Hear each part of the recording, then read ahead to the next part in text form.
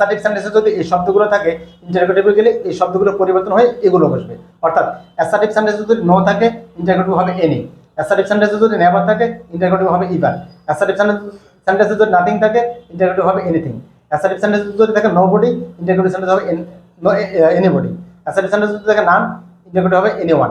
Assertive sentence যদি থাকে no higher, interrogative sentence থাকবে এনি হায়ার। অর্থাৎ যা শব্দের পরিবর্তন হবে। আর বাকিটুকু 1 নম্বর রুলস আমরা যে বলেছিলাম, অক্সিলারি ভার্ব দ্বারা শুরু করতে হবে, পজিটিভ নেগেটিভ। অথবা 2 নম্বর বলেছিলাম অক্সিলারি ভার্ব না থাকে ডু ডাজ ডিড দ্বারা শুরু করতে হবে, পজিটিভ নেগেটিভ।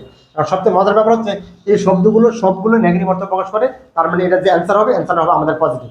তো আমরা কিছু এক্সাম্পল দেখি। আমরা লিখেছি আই নেভার ড্রিঙ্ক টি।